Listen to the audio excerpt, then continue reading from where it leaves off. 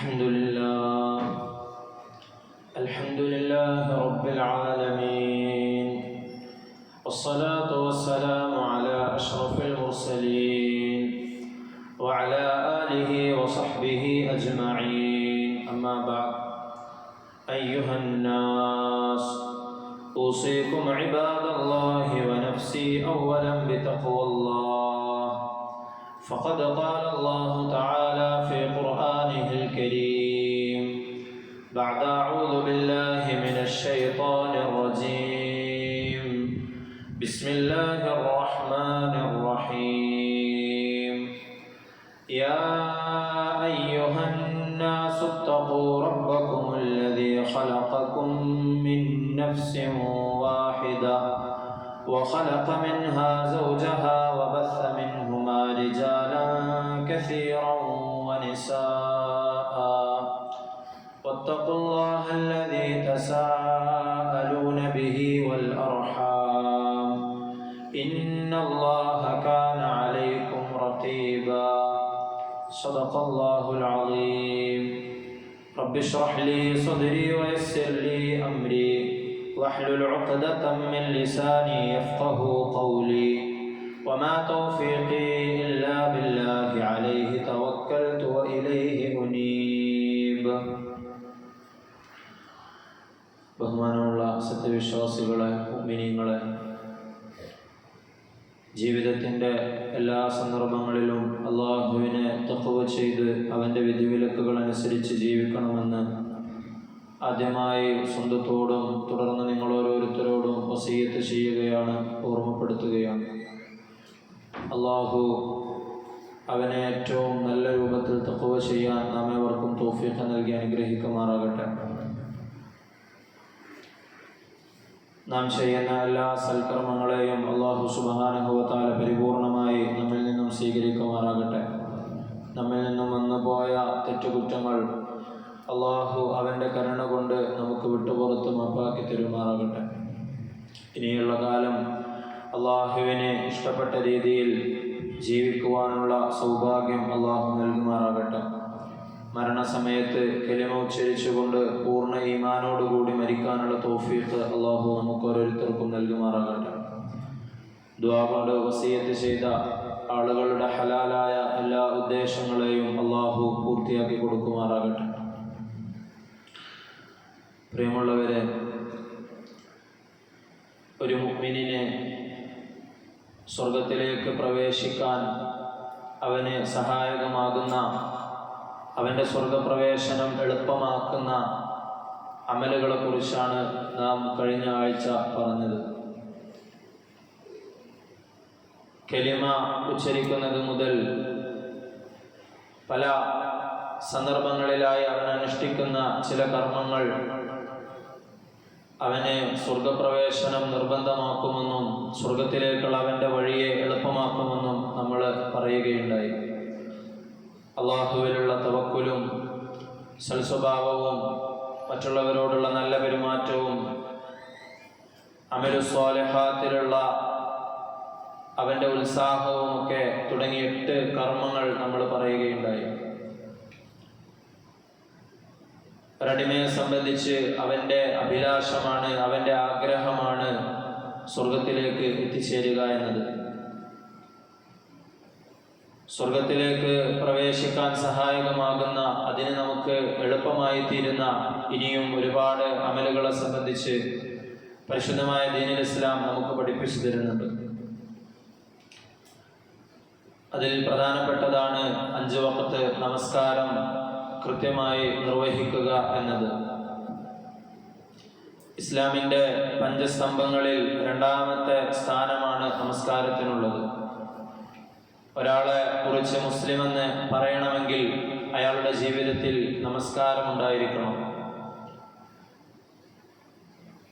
ഒരു മുസ്ലിമിൻ്റെയും കുഫറിൻ്റെയും ഇടയിലുള്ള വ്യത്യാസം നമസ്കാരമാണെന്ന് ഹദീസിൽ നമുക്ക് കാണുവാൻ സാധിക്കും.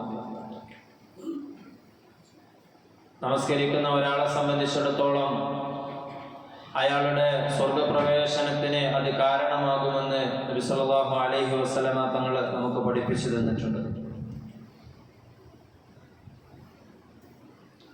നമസ്കാരം സ്വർഗത്തിൻ്റെ താക്കോലാണെന്നാണ് നബി തങ്ങൾ നമസ്കാരത്തെ പറ്റി വിശേഷിപ്പിച്ചത്. മിഫ്താഹുൽ ജന്നത്തി അസ്സലാ വ മിഫ്താഹുസ് സ്വലാത്തി അത്വഹൂറു. സ്വർഗത്തിൻ്റെ താക്കോൽ നമസ്കാരമാണ്, നമസ്കാരത്തിൻ്റെ താക്കോൽ വുളൂ ആണ്. ഒരാൾക്ക് നമസ്കരിക്കാൻ വേണ്ടി, അയാളുടെ നമസ്കാരം ശരിയാകാൻ വേണ്ടി, നമസ്കാരത്തിലേക്ക് പ്രവേശിക്കാൻ വുളൂ എത്രത്തോളം നിർബന്ധമാണോ അതുപോലെ തന്നെ ഒരാളുടെ സ്വർഗപ്രവേശനത്തിന് അയാളുടെ ജീവിതത്തിൽ നമസ്കാരം ഉണ്ടായിരിക്കുക എന്നത് നിർബന്ധമാണ്. നരകക്കാർ നരകത്തിൽ പ്രവേശിക്കാനുണ്ടായ കാരണം അല്ലാഹു സുബ്ഹാനഹു വ തആല പരിശുദ്ധമായ ഖുർആനിലൂടെ പറഞ്ഞു തരുന്നുണ്ട്. മാ സലക്കകും ഫീ സഖർ ഖാലൂ ലം നകു മിനൽ മുസല്ലീൻ. സഖർ എന്ന നരകത്തിൽ നിങ്ങളെ പ്രവേശിപ്പിച്ചത് എന്താണെന്ന് നരകവാസികളോട് ചോദിക്കുമ്പോൾ ഖാലൂ ലം നകു മിനൽ മുസല്ലീൻ, ഞങ്ങൾ നമസ്കരിക്കുന്നവരായിരുന്നില്ല എന്നവർ മറുപടി പറയുന്നുണ്ട്. അതിന് നമസ്കാരത്തിൽ കുറവ് വരുത്തുന്നവരോ അല്ലെങ്കിൽ നമസ്കാരത്തിനെ തള്ളിപ്പറയുന്നവരോ നമസ്കാരം പൂർണ്ണമായി ഉപേക്ഷിക്കുന്നവരോ ഒക്കെ ആവാൻ സാധ്യതയുള്ള ഒരു പ്രയോഗമാണ് പരിശുദ്ധമായ ഖുർആൻ ഇവിടെ പ്രയോഗിച്ചിട്ടുള്ളത്. നബി സല്ലല്ലാഹു അലൈഹി വസല്ലമ തങ്ങൾ അരുളുകയുണ്ടായി, മൻ ഗദാ ഇലൽ മസ്ജിദി വറാഹ അഅദ്ദല്ലാഹു ലഹു നുസുലഹു മിനൽ ജന്നതി കുല്ലമാ ഗദാ ഔ റാഹ. ഒരാൾ നമസ്കരിക്കാൻ വേണ്ടി അയാളുടെ വീട്ടിൽ നിന്നും പുറപ്പെട്ട് പള്ളിയിലേക്ക് വെക്കുന്ന ഓരോ കാലടികളും അവന്റെ സ്വർഗത്തിലേക്കുള്ള അവന്റെ പ്രവേശനത്തെ എളുപ്പമാക്കും. രാവിലെയാകട്ടെ വൈകുന്നേരമാകട്ടെ നമസ്കാരത്തെ പ്രതീക്ഷിച്ചുകൊണ്ട്, നമസ്കാരത്തെ മുന്നിൽ കണ്ടുകൊണ്ട് ഒരാൾ പള്ളിയിലേക്ക് സഞ്ചരിക്കുകയാണെങ്കിൽ അവന്റെ എല്ലാ പോക്കുവരവിനും അല്ലാഹു സുബ്ഹാനഹു വ തആല അതിനുവേണ്ടി അവന് സ്വർഗത്തിൽ ഒരു വിരുന്നൊരുക്കുമെന്ന് നബി സല്ലല്ലാഹു അലൈഹി വസല്ലമ തങ്ങൾ അരുളുകയുണ്ടായി. നമസ്കാരത്തെ പോലെ തന്നെ മറ്റൊരു പ്രധാനപ്പെട്ട അമലാണ് മാതാപിതാക്കൾക്ക് നന്മ ചെയ്യുക എന്നത്. അല്ലാഹു സുബ്ഹാനഹു വ തആല, അല്ലാഹുവും റസൂലും കഴിഞ്ഞാൽ നമ്മൾ ഏറ്റവും കൂടുതൽ സ്നേഹിക്കേണ്ടത് മാതാപിതാക്കളെയാണ്. നമ്മൾ ഏറ്റവും കൂടുതൽ നമുക്ക് പിന്നീട് കടമകളുള്ളത് മാതാപിതാക്കളോടാണെന്ന് നമുക്ക് പഠിപ്പിച്ചു തന്നിട്ടുണ്ട്. പരിശുദ്ധമായ ഖുർആനിൽ നമ്മൾ പരിശോധിച്ചു നോക്കുകയാണെങ്കിൽ ഒരുപാട് സ്ഥലങ്ങളിൽ അല്ലാഹു സുബ്ഹാനഹു വ തആല അവനെ ഇബാദത്ത് ചെയ്യണമെന്നതിനോട് ചേർത്തിയാണ് മാതാപിതാക്കൾക്ക് നിങ്ങൾ ഗുണം ചെയ്യണമെന്ന് പറഞ്ഞിട്ടുള്ളത്. വഅബ്ദുല്ലാഹ വലാ തുശ്രികൂ ബിഹി ശൈഅൻ വബിൽ വാലിദൈനി ഇഹ്സാന. നിങ്ങൾ അല്ലാഹുവിനെ ഇബാദത്ത് ചെയ്യുകയും അവനോട് യാതൊന്നിനെയും പങ്കു ചേർക്കാതിരിക്കുകയും ചെയ്യണം. വബിൽ വാലിദൈനി ഇഹ്സാന. പിന്നീട് അല്ലാഹു പറയുന്നത് നിങ്ങൾ മാതാപിതാക്കൾക്ക് ഗുണം ചെയ്യണം, അവരോട് നല്ല രീതിയിൽ വർത്തിക്കണമെന്നാണ്. സൂറത്ത് ബനി ഇസ്രായേലിൽ നമുക്കെപ്പോഴും കേട്ട് ശീലമുള്ള ഒരായത്ത്, വഖദാ റബ്ബുക അല്ലാ തഅ്ബുദൂ ഇല്ലാ ഇയ്യാഹു വബിൽ വാലിദൈനി ഇഹ്സാന ഇമ്മാ യബ്ലുഗന്ന ഇൻദകൽ കിബറ അഹദുഹുമാ ഔ കിലാഹുമാ ഫലാ തഖുൽ ലഹുമാ ഉഫ്ഫിൻ വലാ തൻഹറുഹുമാ വഖുൽ ലഹുമാ ഖൗലൻ കരീമാ. നിങ്ങളുടെ രക്ഷിതാവിനെ മാത്രം ആരാധിക്കണമെന്നും മാതാപിതാക്കളോട് നല്ല രീതിയിൽ വർത്തിക്കണമെന്നും അല്ലാഹു നിങ്ങളോട് കൽപ്പിക്കുന്നുണ്ട്. ഇനി അഥവാ നിങ്ങളുടെ മാതാപിതാക്കൾ രണ്ടുപേരുമോ അല്ലെങ്കിൽ അവരിൽ ആരെങ്കിലും ഒരാളോ നിങ്ങളുടെ അടുക്കൽ വാർദ്ധക്യത്തിലെത്തിയാൽ ഫലാ തഖുൽ ലഹുമാ ഉഫ്ഫിൻ, നിങ്ങൾ അവരോട് നീരസത്തിന്റെ ഒരു ചെറിയ വാക്കുപോലും നിങ്ങൾ പറയരുത്. അവരോട് നിങ്ങൾ മാന്യമായ രീതിയിൽ സംസാരിക്കണം. വഖ്ഫിദ് ലഹുമാ ജനാഹദ് ദുല്ലി മിനർ റഹ്മ, കാരുണ്യത്തിന്റെ ചിറകുകൾ നിങ്ങൾ അവർക്ക് താഴ്ത്തി കൊടുക്കണം. വഖുർ റബ്ബിർഹംഹുമാ കമാ റബ്ബയാനി സഗീറ, എന്നിട്ട് നിങ്ങൾ അല്ലാഹുവിനോട് ദുആ ചെയ്യുകയും ചെയ്യണം. അല്ലാഹുവേ, ഞാൻ ചെറുപ്പത്തിലായിരുന്നപ്പോൾ എൻ്റെ ഉമ്മയും ഉപ്പയും എന്നോട് എത്രത്തോളം കാരുണ്യത്തിലാണോ പെരുമാറിയത്, അതുപോലെ നീ അവരോട് ഈ വാർദ്ധക്യത്തിൽ അവരോട് നീ കരുണ കാണിക്കണമേ എന്ന് ദുആ ചെയ്യാൻ അല്ലാഹു സുബ്ഹാനഹു വ തആല ഖുർആനിലൂടെ നമ്മളോട് പറയുന്നുണ്ട്.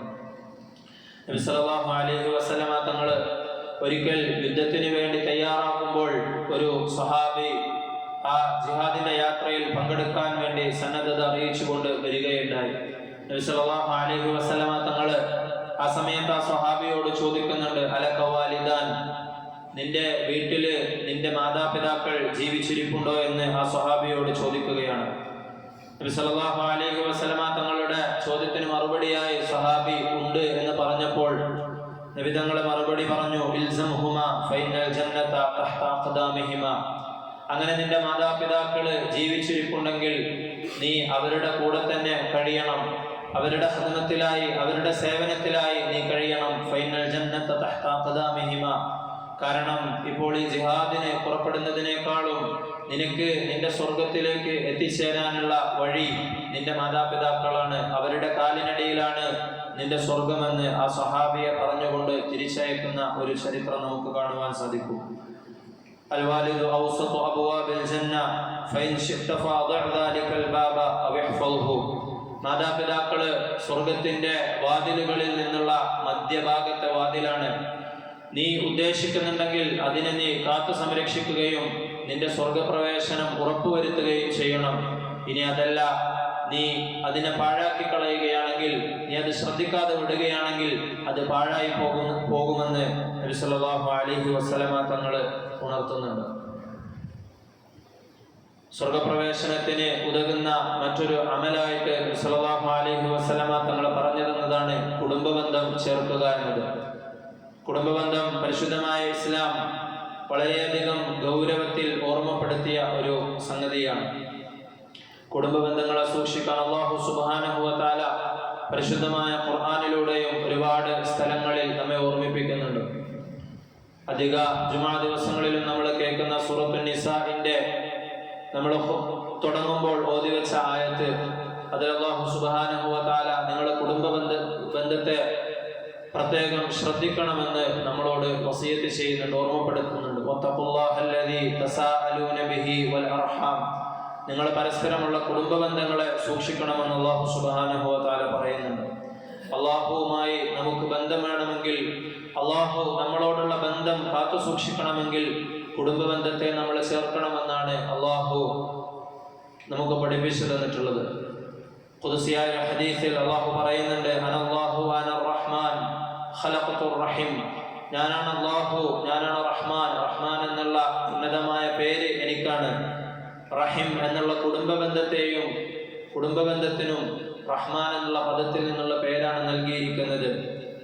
വശഖറതു ലഹാ മിൻ ഇസ്മി ഫമൻ വസലഹാ വസൽതുഹു വമൻ ഖതഅഹാ ബതതുഹു. ആരെങ്കിലും കുടുംബബന്ധത്തെ ചേർക്കുകയാണെങ്കിൽ അവനുമായുള്ള ബന്ധത്തെ ഞാനും ചേർക്കുന്നതാണ്. ആരെങ്കിലും കുടുംബബന്ധത്തിൽ അലസത കാണിക്കുകയും അതിനെ മാറ്റി നിർത്തുകയും ചെയ്യുകയാണെങ്കിൽ അവനുമായുള്ള ബന്ധം ഞാനും മാറ്റി നിർത്തുന്നതാണെന്ന് അല്ലാഹു സുബ്ഹാനഹു വ തആല പറയുന്നുണ്ട്. ഇത്തരത്തിലുള്ള അമലുകളെല്ലാം നമ്മുടെ ജീവിതത്തിൽ ഉണ്ടാക്കി തീർക്കുകയും സ്വർഗപ്രവേശനത്തിനുള്ള കാരണമായി കണ്ടുകൊണ്ട് അതിലെല്ലാം നമ്മൾ ഉത്സാഹം കാണിക്കുകയും ചെയ്യണം. അല്ലാഹു സുബ്ഹാനഹു വ തആല നമുക്കേവർക്കും തൗഫീഖ് നൽകി അനുഗ്രഹിക്കുമാറാകട്ടെ. അതുപോലെ തന്നെ സാന്ദർഭികമായി ഓർമ്മപ്പെടുത്താനുള്ള ഒരു കാര്യം, ഇന്ന് ഡിസംബർ 6 നമുക്ക് ഏവർക്കും അറിയുന്നത് പോലെ തന്നെ നമ്മുടെ ഇന്ത്യ എന്ന മഹാരാജ്യത്തിൻ്റെ ഭരണഘടനക്കും നിയമവാഴ്ചക്കുമൊക്കെ തടയാൻ കഴിയാതെ പോയ ഈ നൂറ്റാണ്ടിൻ്റെ ഗൂഢാലോചനകൾക്കും നീതികേടിനുമൊക്കെ ഒടുവിൽ അതിൻ്റെ ഫലമായി 1992 ഡിസംബർ 6 ബാബരി മസ്ജിദ് ധ്വംസിക്കപ്പെട്ടിട്ട് ഇന്നേക്ക് 32 വർഷം പൂർത്തിയാവുകയാണ്. ബാബരി മസ്ജിദിന്റെ ഭൂമി തട്ടിയെടുക്കാൻ വേണ്ടി ചമക്കപ്പെട്ട അനീതിയുടെ ന്യായം അത് ഒരു സമവായമായിരുന്നില്ല എന്ന് നമുക്ക് ബോധ്യപ്പെടുത്തി തരുന്ന കാര്യങ്ങളാണ് ബാബരി മസ്ജിദ് വിധിക്ക് ശേഷം സംഭവിച്ച ഗ്യാൻവാപ്പി, അതുപോലെ തന്നെ മധുരയിലെയും സംഭലിലെയും ഷാഹി മസ്ജിദ്, അജ്മീർ ദർഗ, അതുപോലെ തന്നെ കമാൽ മൗല മസ്ജിദ്, ഇങ്ങനെ തുടങ്ങി മസ്ജിദുകൾക്ക് മേലുള്ള അനാവശ്യമായ അവകാശവാദങ്ങളുടെ ഒരു ആരോപണങ്ങളുടെ ഒരു നിര തന്നെ ഈ ഒരു വിധിക്ക് ശേഷം നമുക്ക് കാണുവാൻ സാധിക്കും. 1992 ഡിസംബർ 6 ബാബരി മസ്ജിദ് ധ്വംസിക്കപ്പെടുന്നത്. ഒരു ചരിത്ര നിർമ്മിതിയായിരുന്ന ബാബരി മസ്ജിദ് ധ്വംസിക്കപ്പെട്ടിട്ട് ഇന്നേക്ക് 32 വർഷം പൂർത്തിയാവുകയാണ്.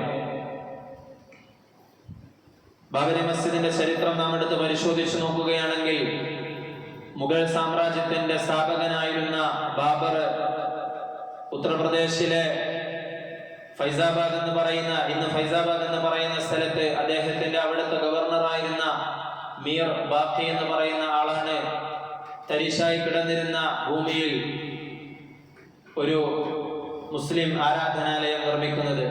അതാണ് പിന്നീട് ചരിത്രത്തിൽ ബാബരി മസ്ജിദ് എന്ന പേരിൽ അറിയപ്പെടുന്നത്. മുഗൾ ഭരണം അവസാനിപ്പിച്ചുകൊണ്ട് ബ്രിട്ടീഷുകാർ ഇന്ത്യ രാജ്യത്ത് കടന്നു വന്നതിന് ശേഷവും പ്രസ്തുത ആരാധനാലയം അത് മുസ്ലിങ്ങളുടെ തന്നെ ഉടമസ്ഥതയിൽ തുടരുന്നത് നമുക്ക് കാണുവാൻ സാധിക്കും. അതിനുശേഷം സ്വതന്ത്രാനന്തര ഇന്ത്യയിൽ ഫൈസാബാദ് ജില്ലയിലെ ഉദ്യോഗസ്ഥനായിരുന്ന ഒരാളാണ് 949 ഡിസംബർ 22 ചില വർഗീയവാദികൾ അതിൻ്റെ മേൽ അവകാശവാദം ഉന്നയിക്കുകയും അതിൽ പ്രശ്നങ്ങൾ ഉണ്ടാക്കുകയും ചെയ്ത സമയത്ത് ആ മസ്ജിദ് അടച്ചുപൂട്ടുന്നത്. നീണ്ട 460 വർഷങ്ങൾക്ക് ശേഷം, സ്വാതന്ത്ര്യത്തിന് ശേഷമാണ് ബാബരി മസ്ജിദ് പൂട്ടിയിടുന്നത്. തർക്കത്തിന്റെ തുടക്കം എന്ന് പറയുന്നത് 949 ഡിസംബറിലെ ഒരു രാത്രിയിൽ ദുരൂഹമായ സാഹചര്യത്തിൽ ബാബരി മസ്ജിദിന്റെ ഉള്ളിൽ ഒരു വിഗ്രഹം പ്രത്യക്ഷപ്പെടുകയും അതിനുശേഷമാണ് അതിനുമേലുള്ള അവകാശവാദങ്ങൾ ഉന്നയിച്ചുകൊണ്ട് തർക്കങ്ങൾ രൂപപ്പെടുന്നത്. ആ തർക്കത്തിന് ശേഷമാണ് അത് പൂട്ടിയിടപ്പെടുന്നത്. പിന്നീട് അതിന്റെ നിയമവ്യവഹാരങ്ങളിലേക്ക് കടക്കുകയും ഇരുവിഭാഗങ്ങളും നൽകിയ ഹർജി അലഹബാദ് ഹൈക്കോടതിയിൽ നിലനിൽക്കുന്ന സമയത്ത് തന്നെ 1986 അന്നത്തെ ജില്ലാ മജിസ്ട്രേറ്റ് ഏകപക്ഷീയമായിക്കൊണ്ട് തങ്ങള് ശ്രീരാമ ഭക്തരാണെന്ന് അവകാശപ്പെട്ടുകൊണ്ടുവന്ന ചില ആളുകൾക്ക് പള്ളി പൂജയ്ക്ക് വേണ്ടി തുറന്നു കൊടുക്കുകയും പിന്നീട് ഒരുപാട് പ്രശ്നങ്ങൾ ഉണ്ടാവുകയും 6 വർഷങ്ങൾക്ക് പുറത്ത് 992 ഡിസംബർ 6 അവിടെ വിന്യസിച്ച സുരക്ഷാ സേനയൊക്കെ നോക്കി നിൽക്കെ തന്നെ കൊലവിളികളും മുദ്രാവാക്യങ്ങളുമായി കൊണ്ട് ബാബരി മസ്ജിദ് തകർത്തത്. ഇത്തരത്തിലുള്ള ചരിത്രങ്ങൾ നാം അയവിറക്കേണ്ടത് ഇന്നത്തെ സാഹചര്യത്തിൽ വളരെയധികം അത്യാവശ്യമായ ഒരു കാര്യമാണ്. നമുക്കറിയാവുന്നതുപോലെ അതിനുശേഷം ഒരുപാട് മസ്ജിദുകൾക്ക് മേൽ ഇതുപോലെ അവകാശവാദങ്ങൾ ഉന്നയിക്കുകയും അതിനെ സംശയത്തിന്റെ നിഴലിൽ നിർത്തുകയും പിന്നീട് അത് നിയമത്തിന്റെ പഴുതുകളിലൂടെ തങ്ങളുടേതാക്കി മാറ്റുകയും ചെയ്യുക എന്നുള്ള ഒരു വർഗീയ അജണ്ട നടപ്പാക്കിക്കൊണ്ടിരിക്കുന്നത് നമുക്ക് മുമ്പിൽ നാം കാണുന്നുണ്ട്. ഇത്തരത്തിൽ അള്ളാഹുവിന്റെ പേരിൽ വഖഫ് ചെയ്യപ്പെട്ട ഭൂമികൾ അത് നഷ്ടപ്പെടുന്നത് നമ്മൾ അറിഞ്ഞുകൊണ്ട് അതിനെതിരെ നമ്മൾ ഒന്നും ചെയ്തില്ല എങ്കിൽ തീർച്ചയായും അല്ലാഹു സുബ്ഹാനഹു വ തആല അതിന്റെ പേരിൽ ചോദിക്കുമെന്ന് മുൻകഴിഞ്ഞ ഖുതുബകളിൽ നമ്മൾ വ്യക്തമാക്കിയ കാര്യമാണ്. അല്ലാഹു സുബ്ഹാനഹു വ തആല ഇത്തരത്തിലുള്ള മസ്ജിദുകളെ സംരക്ഷിക്കാൻ നമുക്ക് തൗഫീഖ് നൽകി അനുഗ്രഹിക്കുമാറാകട്ടെ.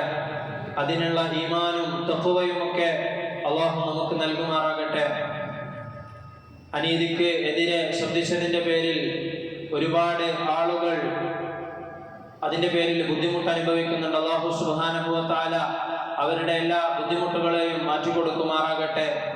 നീതിയും സൗഹാർദ്ദവും സമത്വവുമെല്ലാം അല്ലാഹു സുബ്ഹാനഹു വ തആല നമ്മുടെ രാജ്യത്ത് നിലനിർത്തി തരുമാറാകട്ടെ.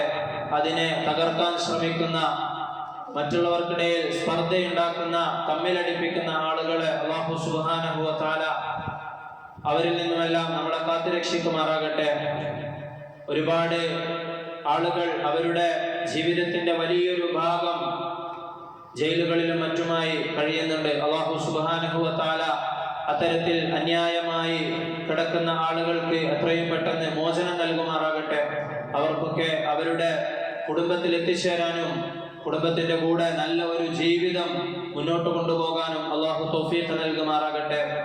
അല്ലാഹു സത്യത്തിൽ അടിയുറച്ചു നിൽക്കാനും തിന്മയ്ക്കെതിരെയും അനീതിക്കെതിരെയും ശബ്ദിക്കാനുമുള്ള ഈമാനും തഖ്വയും നമുക്ക് ഓരോരുത്തർക്കും നൽകി അനുഗ്രഹിക്കുമാറാകട്ടെ.